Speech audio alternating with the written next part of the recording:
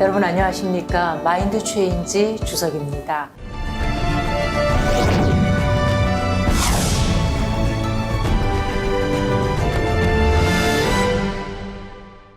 오늘도 우리들의 인생 선배 이부영 씨와 함께, 그리고 또 오늘 패널 분들께서 함께 해주셨는데요. 반갑습니다. 박수 한번 쳐드릴까요? 혹시 여러분들은 요즘에 밸런스 게임이라는 말씀을 혹시 들어보셨나요? 네, 알고 계시군요. 네, 뭐 산이냐 바다냐 아니면 돈이냐 우정이냐, 또 뭔가 건강한 체력이냐 아니면 어떤 환경이냐, 이렇게 약간 극단적인 부분을 가지고 한다라는 이 밸런스 게임. 네, 그러면 제가 한번 밸런스 게임을 제안을 해보도록 할게요. 100억을 받고 현재 애인이랑 헤어지기, 또는 반대로 계속 사귀기. 여러분은 어느 쪽을 선택하고 싶으신가요? 네. 그러니까 100억을 받았는데 네. 안 헤어져도 된다는 건가요? 아니죠. 헤어지라는 얘기잖아요. 지금. 네, 네. 헤어지라고. 100억을 받으면 헤어지고. 헤어져야지. 100억. 헤어져야지 않나요? 20억 주고. 네, 그렇습니다. 20억 주고. 한다. 또 어떻게 생각하세요? 마음 가는 대로. 네, 지금 저도 조금 아까 얘기하신 것처럼 네. 100억을 받고 네. 20억을 주고 갑자기 좋은 그래. 생각이다 그 생각이 이건 들어가지고 서로 좋을 것 같은데? 아니 그런데 저도 이제 말씀을 드리고 보니까 100억을 누구한테 받는 걸까요? 그러네. 네네. 누가 현재 애인과 100억을 받고 헤어져야 되는 건지, 이거 약간 밸런스 게임이 아무튼 난해한데, 네, 받고 헤어질 것이냐 아니면은 계속 사귈 것이냐. 저희도 이런 어떤 단어 자체가 저희에게 익숙한 단어가 아니다 보니까, 네, 네, 버퍼링이 좀 있는 것 같습니다. 어떠신가요? 헤어진다, 계속 사귀겠다. 저 같으면은 아까 말씀하시는 대로 20억 주고 헤어지는 게 대부분 20억 주고 헤어지는데, 네. 나 같으면 20억 안 주고 정확하게 50억 주겠어. 50억 주고 그냥 들어오면 돈이잖아. 그럼 둘이 행복하면 되지. 아무튼 각자의 생각에 따라 각기 네. 답과 이유들을 이렇게 말씀을 해주셨고, 좀 비슷한 부분도 있었는데요. 네. 이 세상을 살아가는데 꼭 필요한 것이 또 물질, 돈이기도 합니다. 하지만 돈이 행복의 수단은 될 수가 있지만 목적이 되어서는 안 되겠죠. 그리고 이것이 완전한 행복이 될 수도 없는 것이 바로 또 물질이기도 하고 돈이기도 할 텐데요. 근데 요즘에 보면은 돈이면 뭐든 된다. 조금 전에도 20억을 일단 줘야지 된다라는 50억을 줘야 된다는 말씀들도 해주셨는데요. 어떤 부분에 있어서는 그것이 맞을 수도 있고 또 맞지 않을 수도 있지만, 물질이 어느 정도의 우리가 살아가는데 추함은 막아줄 수 있지만 최종적으로 완전한 행복을 가져다 줄 수 없다라는 거에는 아마 여러분들도 어느 정도 동의를 하실 거라는 생각을 해봅니다. 그러시죠? 공감합니다. 네. 사람 욕심은 쉽게 대답을 안 하실 것 같아요. 사람 욕심은 한이 없더라고요. 살아보니까 사람 맞습니다. 욕심은 한이 없어요. 맞아요. 네. 자기가 그러니까 마인드 컨트롤 해야 돼. 네. 그죠? 그래서 우리 불교에서는 무소유라는 말씀을 하시는데, 네. 근데 사실은 이 무소유라는 말씀이 가지지 말라는 것이 아니라 네. 가졌을 때 집착하지 말라라는 것인 네. 거죠. 내가 10개를 가지고 있으면 조금 전에 50억을 줘야 된다는 말씀 주셨듯이, 바다의 모래사장에 갔을 때 모래를 이렇게 손으로 움켜쥐어 본 적 있으시죠? 네. 근데 이렇게 움켜졌는데 나중에 손을 이렇게 펴보면 어떻든가요? 없어요 아무것도. 하나도 빠져나가고 하나도 남아있는 게 네, 네. 없잖아요. 네. 그래서 우리가 가지고 있는 이 세상 속에 살아가면서 필요한 죄화라든지 물질이라는 것도 다만 우리 손을 지나가는 것일 뿐이지, 물질은 수단인 것이지 목적이 될 수 없다라는 거. 마치 손에 이렇게 꽉 찐 모래알이 결국에는 빠져나가듯이, 다만 그 물질을 어떻게 어떤 수단으로 잘 쓸 것인가, 또 사람들을 행복하게 하고 세상을 윤택하는 데에 잘 쓸 것인가라는 것에 물질의 가치, 무소유의 정신이 있다고 할 수가 있겠죠. 그 물질을 어떻게 어떤 수단으로 잘 쓸 것인가, 또 사람들을 행복하게 하고 세상을 윤택하는 데에 잘 쓸 것인가라는 것에 물질의 가치, 무소유의 정신이 있다고 할 수가 있겠죠. 오늘 어느 분부터 먼저 말씀해 주실까요? 저부터 해도 될까요? 아우, 네. 네, 안녕하세요. 저는 40대 직장인 백승두라고 합니다. 반갑습니다. 반갑습니다. 네, 반갑습니다. 저는 성격은 활발하긴 한데 조금 예민한 편이거든요. 그래서 좀 완벽에 가까운 성격이라서 네. 제 스스로가 피곤하다는 걸 많이 느껴요. 어떤 고민이 생기면 그 고민에 빠져서 밤잠도 설치고 그 생각 때문에 어떤 일을 하지를 못해요. 남들한테는 그냥 지나가는 일도 저한테는 그게 되게 크게 와닿기 때문에 항상 고민에 빠져 있습니다. 그래서 이게 어떻게 보면은 굉장한 집착으로 보일 수도 있는데, 그렇죠. 지인들도 그런 말을 해요. 이거는 너가 예민한 것보다는 좀 집착에 가깝다. 예를 들자면은 어떤 물건에 집착이 많아요. 물건에 대한 집착도 있어서. 네, 가령 어떻게 집착심을 나요? 예를 들면 이런 일이 있었습니다. 제가 자전거를 샀어요. 근데 자전거 요즘 이제 또 고가의 물건이 많잖아요. 네. 근데 그냥 일반 사람 넘어갈 수 있는 것도 저는 요만한 스크래치나 상처가 있으면 그 넘어가지 못해요. 네. 그래서 샵을 몇 번이나 가서도 컴플레인을 걸고 바꾸려고 하고 네. 예, 그런 게 굉장히 여러 번 있었거든요. 뭐 비단 뭐 자전거만 아니더라도 뭐 카메라 그건 같은 그런 당연한 물건. 거 아닌가? 스크래치 있으면 바꿔야지. 근데 그게 좀 심해요. 네. 어떤 분은 저한테 그냥 직업을 검수로 하라고 하면 아무도 통과를 못할 것이다. 그런 얘기까지 합니다. 네. 이 세상이 돌아가지 않을 것 같아요. 아, 그렇죠. 네.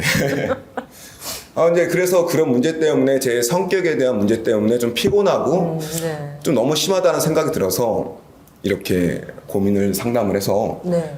제 성격을 어떻게 바꿀 수 있을까? 성격을 쉽게 바꿀 수는 없죠. 근데 네.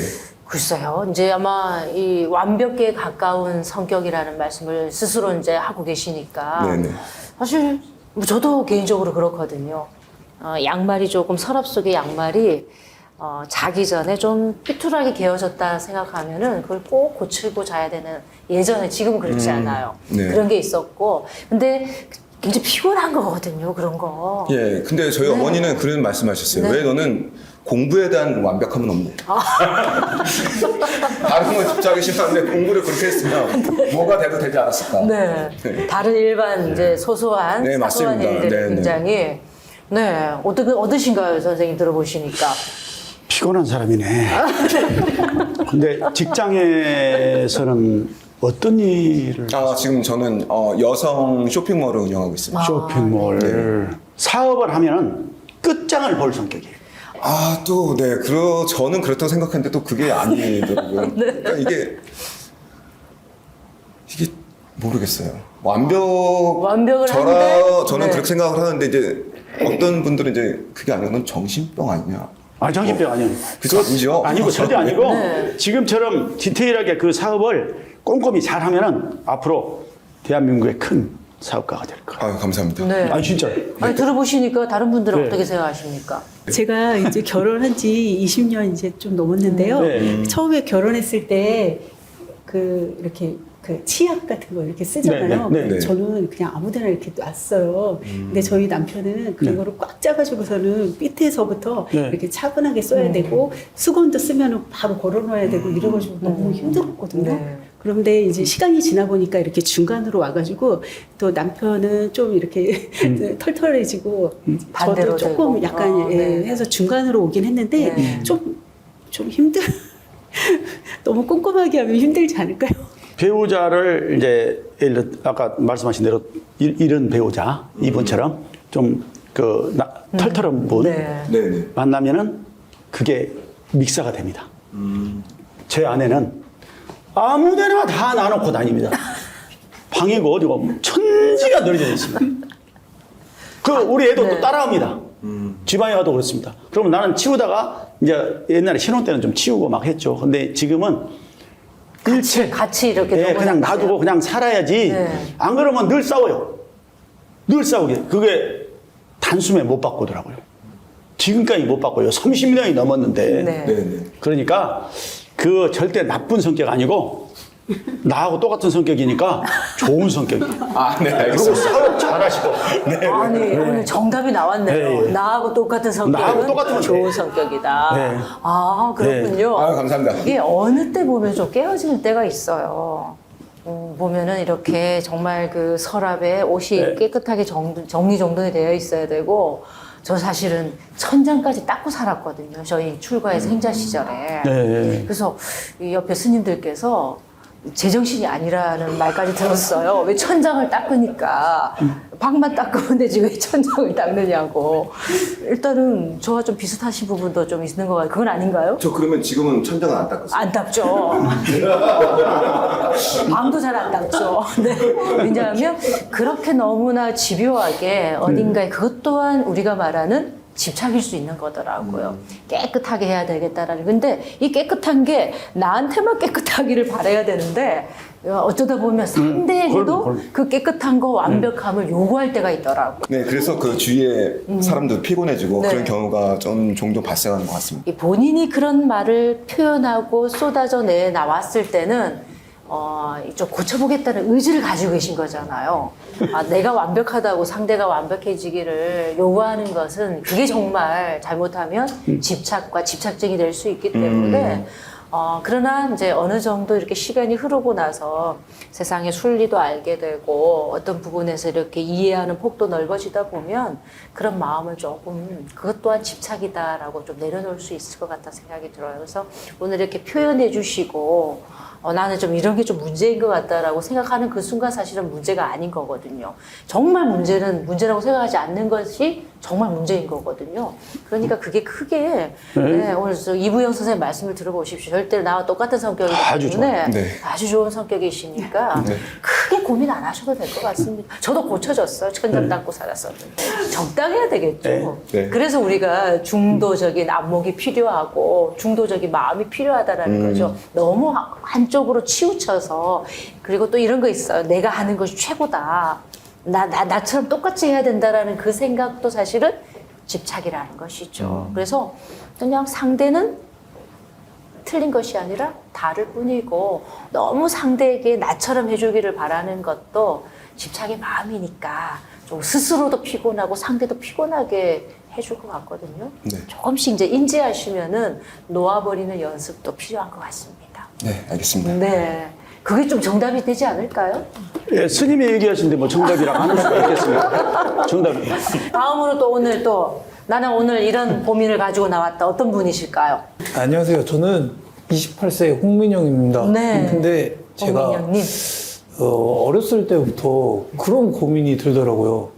과연 친함이라는 거를 어떻게 정의하는 것일까? 살면서 계속 궁금하더라고요. 그리고 뭐라고 했죠? 친하다. 친하다는 그 의미가 너랑 나랑 친하다. 그러니까 제가 생각하는 네. 친함하고 네. 그 상대가 생각하는 친함하고 다를 수가 있는데 네. 이걸 어떻게 판단을 해야 되는 걸까 싶어가지고 그거에 대해서 질문 한번 드리려고 하는 거군. 친하다라는 기준점이 친하다고 어딜까요? 기준이 어디가 있다요? 그런 게.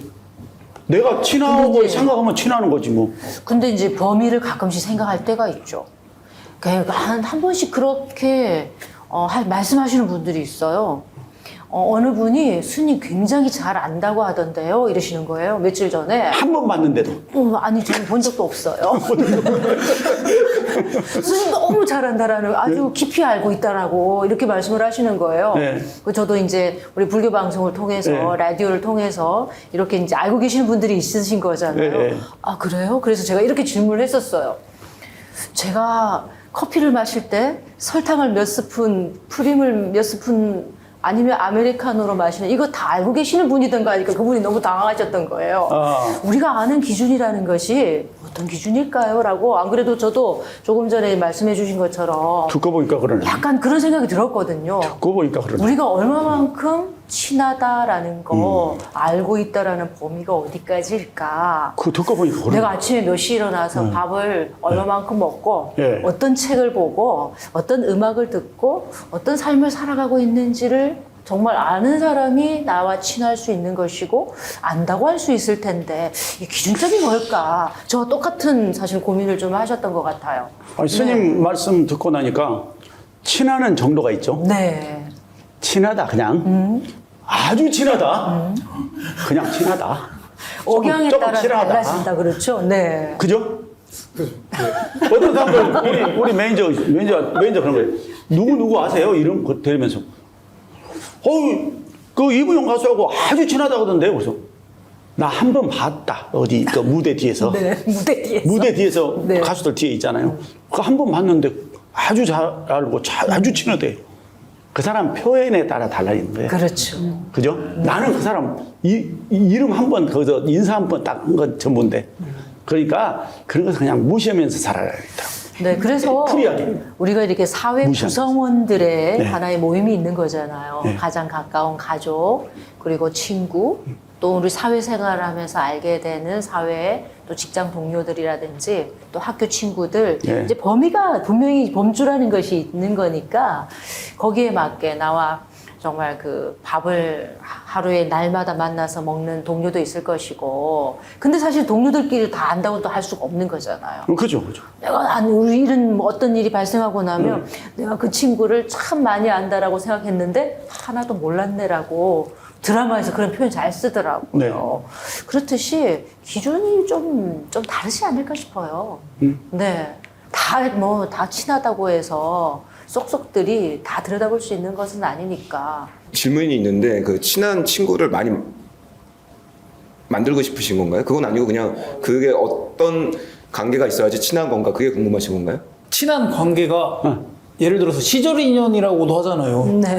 그러니까 그 당시에 친했었는데 연락이 뜸해지면은 멀어지는 것 같다. 네. 그럼 그게 친했다고 할 수 있는 건가? 싶은 거죠. 지금 친하다고 할 수 있는 건가? 그 부분이 궁금해가지고. 그러면 부부가 살다가 헤어져서 이혼할 수도 있는 거잖아요. 네. 그러면은 정말 친했던 사이잖아요. 어쩌면은 그죠? 네. 그렇다면 그런 관계는 또 어떻게 표현해야 될까요?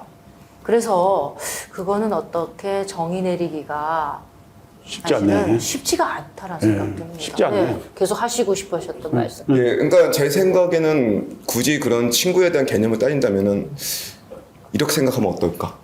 언제 봐도 그냥 반갑고 어제 본 것처럼 반갑고 어떤 얘기를 해도 전혀 허탈하게 얘기할 수 있고 네. 그렇게 생각합니다. 네. 아, 그거 복잡하네. 좀 복잡해요. 네. 머리 아프네. 우리 또 친함에 대해서도. 근데 이게 저도 생각해보니까 그 시절 인연이란 게 있는 것 같아요. 그때 친한 사람이 바뀌는 것 같더라고요. 네. 어쩔 수 없이 그 상황에 따라 바뀌고, 예. 공감합니다. 네. 바뀝니다. 네, 바뀌죠. 맞아요. 네, 친했던 사람이 좀 멀어지고 예. 어떤 사유가 있어가지고 서로 네. 불편한 관계가 되면은 멀어지고 맞아요. 또 다른 친구가 가까워지고 그렇죠. 네. 뭐 그러다 보니까 바뀝니다. 공감합니다. 뭐 여러 가지 경험이 있을 것 같은데 저는 보고 싶으면 친하다고 생각을 만약 보고 싶지 않으면은 안 친한 거고 그러네. 좀 만나서 얘기도 해보고 아, 그게 그러네요. 근데 답 나왔네요. 네. 방금 되게 울컥했어요. 형님이고 친구고 동생들이고 어떨 때 보고 싶을 때가 있어요. 그 친구가 보고 싶고 그 아우가 보고 싶고 그 형님이 보고 싶을 때 그럼 친하네. 정답이네 여기가요. 이분이 정답이에요. 네. 머리가 좋으시네요. 정답을 또 말씀해 주실 분이 계십니다. 아, 또 계시죠. 네. 근데 난 내가 봤을 땐 정답이세요. 세상에 다 정답들이잖아요. 네. 어떻게 생각하신가요? 제 생각에는 그냥 지금 바로 네. 너 친한 사람 이름 대봐. 그래서 한 1순위부터 나올 거 아니에요, 이렇게 쭉쭉. 그럼 제일 처음이 제일 한번 친한 해볼까요? 사람인 거지. 가장 친한 사람 이름. 없네. 친구가 계속 바뀌고 있어. 친구가 계속 바뀌고 있어. 좀 생각을 오래 하게 되네요. 그러니까 여기서 친구가 말해버리면 약간 서운해할 수도 있으니까 다들. 머뭇거리게 되죠. 네. 아, 근데 뭐 지금 다 생각들은 비슷하시면서도 약간 다른 점이 있는데 저는 이런 생각이 들었어요. 말씀 들어보면서. 그 성장에 따라서 내가 어느 정도 성장했느냐, 어느 진짜 시절 인연이란 말도 같은 말일 거예요. 이렇게 어느 한 부류에서 초등학교 때 만났던 친구들, 또 중고등학교 때 만났던 대학교 때 만난 친구, 또 사회생활 하면서 또 다른 조직에서 만나는 인연들이 있잖아요. 그럴 때 내가 어느 정도 성장했느냐, 어느 정도 위치에 있느냐에 따라서 만나는 사람들은 다 달라진다라는 거예요. 우리 이부영 선생님도 그러시죠. 당연합니다. 네, 어떤 뭐 사업도 많이 하셨으니까 그 네. 사업을 할 때마다 만난 분들이 또 다 달라잖아요. 다르고. 예, 예. 지금 또 만나시는 분들이 또 다르신 그렇죠. 거고. 그렇듯이 그때 인연에 내가 성장하는 하나의 부분에서 만나지는 인연들이고 그 사회생활하면서 이렇게 막 인연 지어지는 그런 분들에 대해서는 너무 뭐 이게 내가 그 나의 저 사람과 나와의 어떤 친함이 어느 정도일까 또 믿을 수 없다라는 그런 생각보다는 그때마다 시절 인연이 또 다르게 나타나는 것이고 내가 나의 그 마음의 키에 따라서 또 달라지는 것이니까 너무 머물지 마시고요. 좋은 인연들을 항상 많이 만나시고 만드시기를 바라는 마음이에요. 머물지 마시고요. 네, 그게 좀 필요하지 않을까 싶어요. 네. 그리고, 이제 우리 조금 전에 말씀처럼 딱 그리워지는 사람. 보고 싶다라는 생각이 드는 사람. 네. 그리고 또 조금 전에 말씀처럼 딱, 친한 친구 이름 말해봐 했을 때, 그 친구 누군가 이름을 말할 수 있을 때 내가 좀 마음이 여전히 열려있는 그런 대상이 아닌가라는 생각이 드는데요. 네. 여러분들 생각도 좀 비슷하실 것 같아요. 네. 답은 다 나왔습니다. 답은 다 나왔어. 우리가 답은 답을 찾는다고 뭐 여기서 이런 이야기를 하는 건 아니지만 그래도 답을 찾다 보면 네. 네, 어느 정도의 마음의 좀 갈증은 좀 해소가 된다는 생각이 듭니다. 네, 좀 도움이 되셨을까요? 저는 그 보고 싶다라고 말씀하신 네. 게 저도 약간 와닿았거든요. 그렇죠. 그게 그리우면은 친했던 거다라고 네. 생각하면 될 것 같아가지고 네. 해결이 됐습니다. 감사합니다. 해결됐네. 아이고 해결되셨으니까 박수.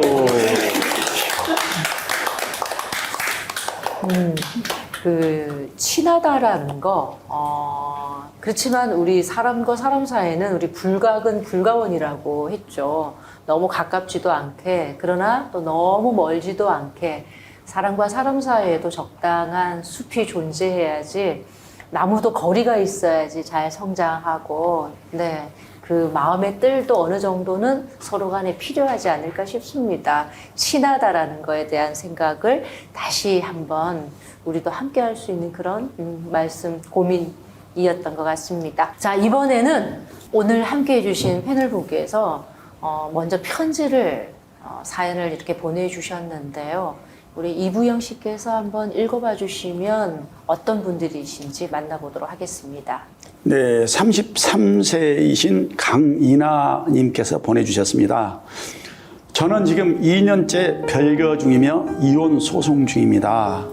이제 곧 이혼 확정과 판결이 날 텐데 하루하루가 힘이 듭니다. 아이들과 떨어질지 모른다는 불안감 때문이죠.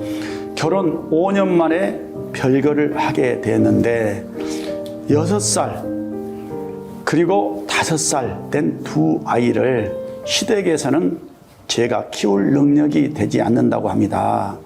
다른 것을 떠나 그래도 아이들은 엄마가 키워야 한다는 생각에 소송까지 가게 되었는데 현재 시댁에서 아이들을 맡고 있어 결과가 안 좋게 나올까 두렵습니다.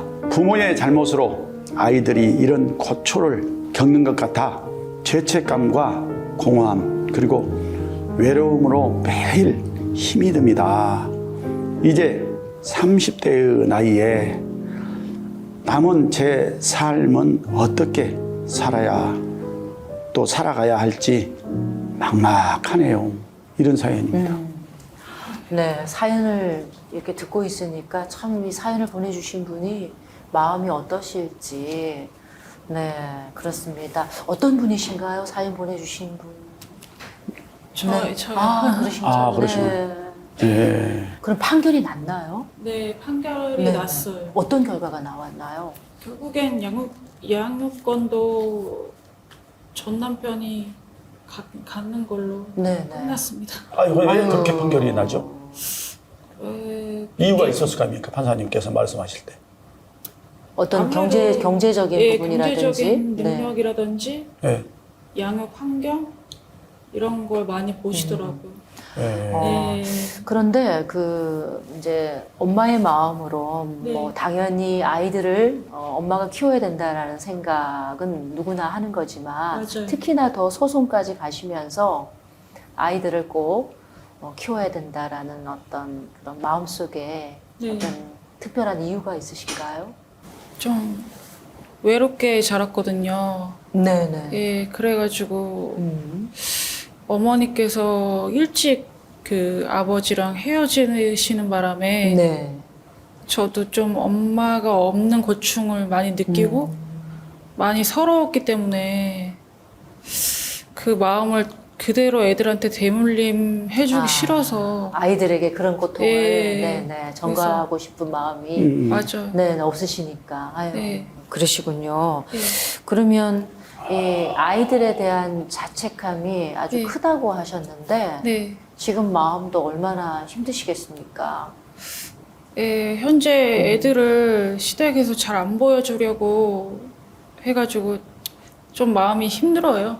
자식에 대한 그리움 때문에 하루하루가 좀 많이 힘이 듭니다. 근데 아이들을 보고 싶어 하는 마음만큼이나 네. 남편과 그 시댁에 대한 원망도 좀 많이 클 것 같아요. 네, 원망이 없는 건 아니에요. 근데 저도 좀 그동안 가정에 좀 소홀했던 네. 면이 있기 때문에 네. 서로의 잘못이 있다고 생각해. 저도 잘못이 있었고, 예. 네. 참 힘든 시간을 보내고 계시는데 드라마 보면 아이들이 이제 부부가 이혼할 때 네. 아이들을 두고 양육권 때문에 소송을 하고 이제 분쟁이 많이 일어나더라고요. 그래서 저희도 뭐 보면은 아이들을 엄마가 키워야 된다라는 생각을 참 많이 가지고 있잖아요. 아빠가 키울 수도 있는 것인데, 근데 아이들에게는 사실은 상처가 참 많이 될 것 같아요. 그쵸, 그쵸. 네. 우리가 이제 어렸을 때 학교 갔다 옛날에 국민학교죠. 국민학교 갔다가 오면은 책가방에 책보 던져놓고 엄마부터 찾잖아요. 네. 엄마가 없는 세상은 못 살 것 같아. 그 당시에. 네. 예. 그죠? 맞아. 그렇게 컸잖아요, 우리가. 네. 예. 근데 그 아이들이 지금 엄마 손에 많이 필요한 때인데, 그렇죠. 예, 엄마 손길이 필요할 때인데, 네. 아우, 마음이 아프네. 또 지금은 이제 현실을 받아들여야 되는 그러니까요. 시점이기는 해요. 그래서 네. 그 맞아요. 면접 교섭권이라고 해야 되나요? 네. 그런 것도 있지 않나요? 이렇게 어느 정도 뭐 한 달에 한두 번 정도 네, 볼 수 맞아요. 있는 그게 또 주어지는 거잖아요. 네, 주어져요. 그런 시간들도 있고 네. 우리 어머니의 입장에서 또 열심히 또 직장 생활 하시고 사회생활 하시면서 열심히 사시다가 또 면접 교섭권이 있으니까 아이들도 볼 수 있는 시기에 보시고 엄마 아빠가 좀 잘 살아주는 것이 또 아이들에게 꼭 이혼을 안 해야 된다라는 거 뭐 해야 된다 안 해야 된다 사실은 그 자체가 의미가 여기에서 맞지는 않지만 그래도 뭐 인연이 또 시절 인연이 또 이야기가 오늘 또 나오네요. 시절 인연이 맞아요. 또 그러해서 또 헤어지게 되셨으니까 지금 현 상태에서 너무 마음 아프게 생각하지 마시고 예. 네 아이들을 감사합니다. 위해서 생각하시면서 잘 성장할 수 있도록 네, 네. 어머니가 하실 수 있는 일, 네. 또 아버지가 할 수 있는 일을 할 수 있도록 해주는 것도 예. 네, 꼭 같이 살아야 행복한 것이다라는 것이 아니다라고 아이들이 요즘 얘기하더라고요. 아이들도 그렇게 오히려 얘기한 사람이 있습니다, 네, 애들이. 오히려 막 싸우고 그런 거 보고. 그 싸우지 말고 네. 엄마 아빠 이혼해서 헤어져서 오히려 행복하게 친구처럼 지내라라고 네, 네. 요즘에는 아이들 입장에서 그렇게 이야기를 해주는 왜 그 드라마에도 나오지 않습니까? 네. 현재 지금 네. 마음을 좀 극복하셔야죠. 편안하게 생각하시고 네. 아이들의 성장을 뭐 같이 살진 않더라도 서로 좀 잘 케어해 줄 수 있는 그런 좀 마음가짐으로 살아가야 될 것 같습니다. 예, 감사합니다. 네, 마음 너무 힘들어하지 마시기 바랍니다. 네, 박수 한번 보내드릴까요? 응원의 박수, 응원의 박수. 네, 응원의 박수입니다. 네, 사실은 뭐 저희는 부부의 어떤 그 인연 관계에 대해서 이 얘기를 한다라는 게 수없이 많은 이야기를 듣죠. 사찰에 찾아오시는 불자들을 통해서 힘든 일에 대해서도 또 남편과 아내가 싸운 일에 대해서 또 자식들 문제로 다툼이 일어나는 이야기들을 수천만 건을 저희가 민원을 듣고 있거든요. 그렇지만 또 실생활에서 네, 이렇게 결혼을 하셔서 살아가시는 분들은 아마 또 그 생각이 좀 다르실 것 같다는 생각이 들어요. 어떠신가요? 또 조언의 말씀 또 이렇게 좀 격려의 말씀 해주셔도 네. 좋을 것 같습니다. 어떤 마음이실지 알 것 같아요. 네. 네. 빨리 훌훌 터시고 새로운 그래. 마음으로 자주 보러 가고 이렇게 하면 많이 자기가 이겨내시면 좋은 일이 생기실 것 같아요. 아, 감사합니다. 네, 훌 털어버리고. 네. 아, 그렇죠. 어떤 뭐 상대 입장에서 또 부부가 서로를 바라보는 게 참 쉬운 것 같은데도 쉽지 않다는 생각이 들어요. 오늘 또, 네, 두 분께서 이렇게 부부로서 출연을 해주셨는데, 네, 반갑습니다. 예, 저는 성남에서 온 56세 네. 김필두라고 합니다. 네, 회사원이고요. 반갑습니다. 배우자 52세 이선이라고 합니다. 네, 반갑습니다. 어떤 고민이 있으셔서 이렇게 두 분 얼굴을 뵈니까 뭐 근심 걱정이 없으실 것 같은 생각이 드는데 또 사람은 모르잖아요. 그렇죠? 네. 근심 걱정 없는 사람은 없는 집이 한 명도 5천만 국민 중에 한 명도 없습니다. 네. 다 있어요. 저희는 그 분내가 나더라고요. 아. 그 고2 딸을 둔 50대 부부입니다. 아, 네, 네. 네. 근데 그 한 가지 단 한 가지 단점이 있어가지고요 남편한테 그래서 이 자리에 이제 나왔는데요. 오늘 툭 터놓고 이야기를 해보려고 합니다. 네. 네. 보통은 저희 남편이 되게 자상하고요 착한 남편이에요. 근데 한 10년 전에 보증을 섰어요. 친한 보증. 네. 절대 그거 안 해야 되는 거예요. 네, 절친이 네. 이제 부모 자식 간에도 보증 보증 서지 안 말라고 돼. 그러잖아요. 보증 안 돼. 절친인 보증은 안 동창인데 보증 안 돼. 유망한 사업을 한다고 그래가지고 네. 그때 당시에 돈을 많이 벌 거라고 생각을 했나 봐요. 이 수익금도 나눠주고 이런다고 했나 봐요. 그래가지고 그 보증을 섰는데 잘 알아보지도 않고 이제 서다 보니까 그 사업이 실패로 돌아가면서 그 3억 원 이상 되는 그런 빚을 대신 네. 떠안게 되었어요. 네. 그래서 그걸 갚느라고 얼마나 또 힘드셨을까요? 네. 정말 너무너무 힘들었거든요. 근데 정말 그런 중요한 사항을 상의도 없이 상의도 없이? 네, 상의도 없이. 그래서 그 빚하고 이자를 갚는데 얼마나 힘든지요. 힘들었죠. 아이고. 예, 정말 힘들었어요. 이제 그 원래는 뭐 바람기가 있다거나 뭐 이렇게 술과 담배라든가 뭐 이런 도박이라든가 이런 건 전혀 하지 않아요. 네. 그런데 이런 중요한 사항을 이렇게 협의도 없이 친구분을 상의도 없이, 도와주겠다는 예. 생각으로만. 그렇게 해가지고 이런 남편 어떻게 하나요? 이제 그 말씀을 의논을 하면은 절대로 안 된다고 분명히 하실 거기 때문에 아마 혼자서 결정을 하신 것 같아요. 그렇죠. 하지만 혼자서 결정해야 될 문제는 아닌데 말이죠. 절대 아니죠. 네.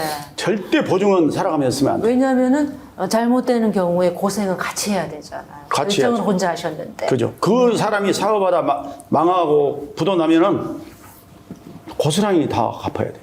그때 좀 제가 뭐 콩깍지가 씌었는지 네. 그 친구도 네. 나쁜 친구는 아니거든요. 그렇게 나한테 완전히 사기를 치려고 이렇게 작정하고 그런 건 아니었고 나도 또 이제 나한테도 이제 수익이 떨어진다고 하고 그러니까 이제 거기에 네. 눈이 돌아가지고 그냥 믿고 한 건데 어떻게 하다 보니까 좀 뭐 운이 안 됐는지 좀 사업이 실패를 해가지고 네. 나 그렇게까지 될 줄은 전혀 상상을 못했거든요. 그리고 그렇죠. 다 그렇게 일이 시작되죠. 네. 오히려 얘기하면 걱정하고 아까 말씀하신 대로 이렇게 반대하고 뭐 그럴 네, 것 같아가지고 그냥 조용히 처리하려고 그러고 더 부자 되고 싶고 막 이러고 했는데 더 부자 되고 싶었죠. 그런데 일이 이렇게 여기까지 와서 정말 예, 좀 일이 그렇게 된 것 같습니다.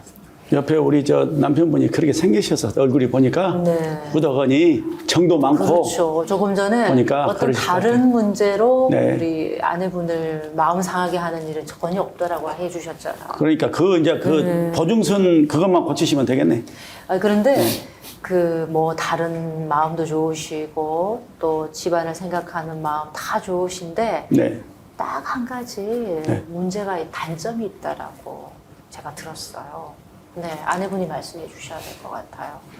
네, 혼자서 독단적인 결정을 잘 하신다라고. 네, 아까 사연에도 있더라고요. 네. 네, 되게 비싼 거를 네. 가서 막 툭 계약을 해가지고 그 카드 대금이 나오잖아요. 네. 다음 달에 갚아야 되잖아요. 네. 근데 그 돈을 누가 누가 어떻게 갚으라고 가서 계약을 딱 해버리는 거예요. 그 1, 20만 원이 아니에요. 1, 2, 100만 원 네. 올라가거든요. 네. 근데 그런 것도 막 혼자 그 큰 돈인데 같이 상의해가지고 결정을 해야 되는데 그런 것도 안 하고 너무 속상합니다. 아내분의 마음에서는 조금 은은해야 하고 너무 이제 가부장적인 그런 모습도 있다라는 말씀을 해주시는 거잖아요. 조금 아내와 좀 은은하고 너무나 또 인고 부부처럼 살아가시는 분들이시니까 3억 빚은 어느 정도 다 갚으셨나요? 아니 뭐 지금 갖고 있는 중이에요. 좀 많이 남아 있나요? 네, 허리끈을 이렇게 메고 더 이제 열심히 사셔야 되는데, 네, 이 아름다운 모습처럼 조금 더 한 번 더 의논해 주시고 아내분과 어떤 결정을 하실 때 혼자서 결정해서 살아가는 것이 아니라 부부가 함께 결정해서 살아가야 되는 문제이기 때문에 좀 의논해, 다른 걸 너무나 100점이라고 하셨죠. 그런데 돈도 안 갚고 근데 뭐 이제 얼마 남지 않으셨다고 하니까 또 마음을 잘 모으셔서 잘, 네. 이렇게 아유. 다 정리하시고 또 하시고 싶은 일들 가족과 함께 행복하게 하셨으면 합니다. 아유. 그리고 뭐 다른 문제가 있어서 그런 것이 아니라 뭐 약간 이제 혼자서 결정하시는 부분이 너무 독립적인 이제 성품이 많으시니까 아내분께서 조금 힘드시지 않을까. 함께 의논해 주시는, 네, 여기서 한번 약속을 한번 해보시는 것도 좋을 것 같습니다. 이제 어떤 일을 선택할 때 아내분과 함께 선택하겠다라는 거 손을 한번 꼭 잡아주시죠. 네, 이럴 때 박수 한번 보내드려야죠. 이제 오늘 이런 약속을 하셨으니까 꼭 지키시길 바라고요. 네. 그렇지만 남편분이 하시고 싶은 어떤 취미라든지 이런 것도 또 아내분께서도 많이 호응해 주시고 함께 할 수 있는 시간들 많이 만들으셨으면 더 좋은, 네, 부부의 인연으로 살아가시지 않을까 싶어요. 네.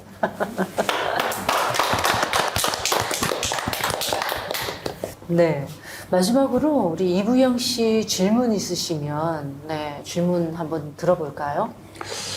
제가 뭐요 고민거리는 아니고 제가 2009년 4월 1일에 네. 원래 가수가 배우가 꿈이었습니다. 네. 그래서 사업만 쭉 했었거든요. 그래서 47세 나이에 제가 시작을 했죠. 2009년 4월 1일 날.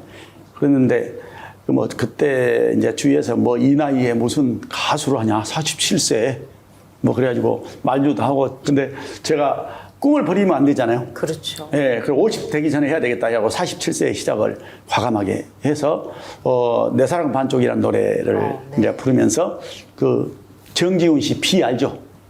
비. 선글라스 똑같이 끼고 장갑도 똑같이 끼고 네. 레이니즘도 부르고 네. 막 그랬었어요. 정지훈 비처럼 똑같이 입고 또. 그래서 이제 40대 비라고 호칭을 했었습니다. 그러셨군요. 예, 한참 그때. 네.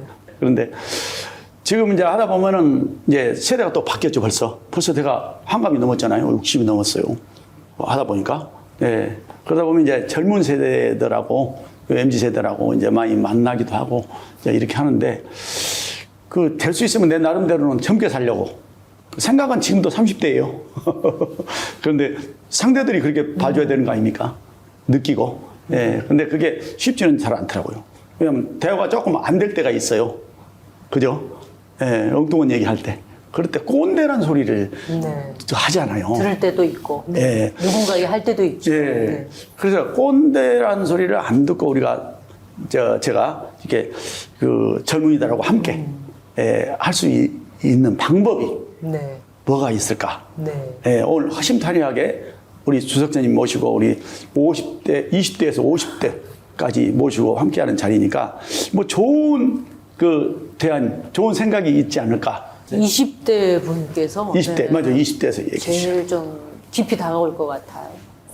그 20대들은 약간 저희가 하는 거를 네. 그러니까 막 실수하는 게 아니면 옆에서 터치하는 거를 그렇게 많이 안 좋아하는 것 같아요. 네.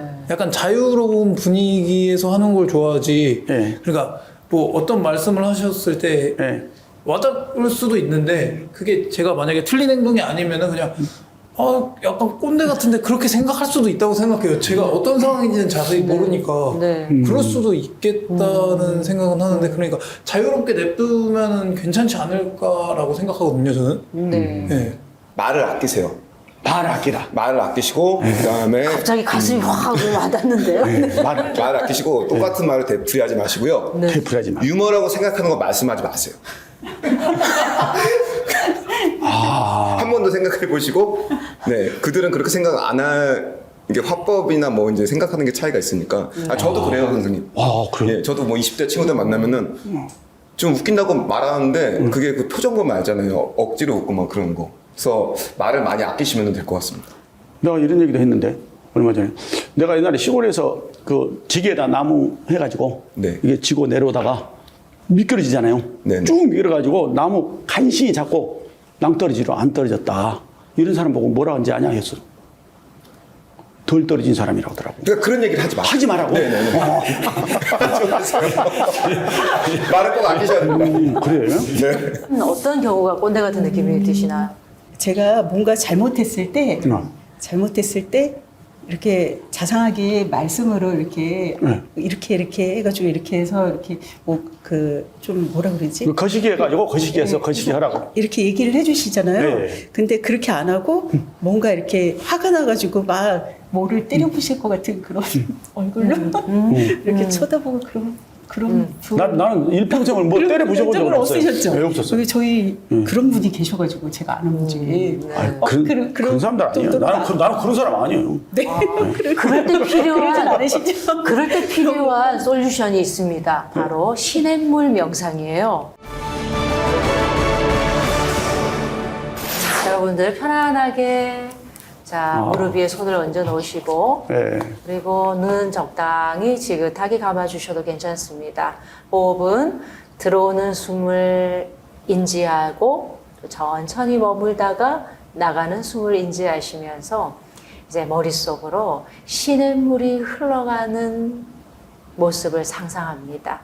그리고 귀로는 시냇물이 흘러가면서 내는 시냇물 소리를 상상하시면서 숨이 들어오고 나가는 것에 1분만 집중하도록 하겠습니다. 시냇물 소리에 꼭 집중해 주시기 바랍니다. 우리는 지금 이 순간 고요히 앉아 시냇물이 흘러가는 소리를 듣고 있습니다. 아주 평온한 상태로 우리는 듣고 있습니다. 우리 마음속에 뭉쳐있던 고통과 번민, 괴로움과 슬픔, 그리고 무수한 아픔들을 저 흘러가는 시냇물에 툭 던져버립니다. 흘러가고 흘러가서 이제 우리 마음속에는 아무것도 남아있지 않습니다. 오로지 편안함 한 가지만 남아있습니다.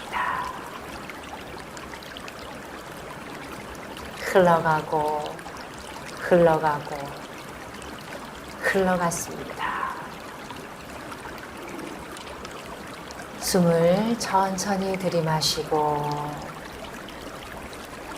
아주 천천히 내쉽니다. 천천히 눈을 뜨시고 자, 서로에게 박수 한번 보내주시기 바랍니다.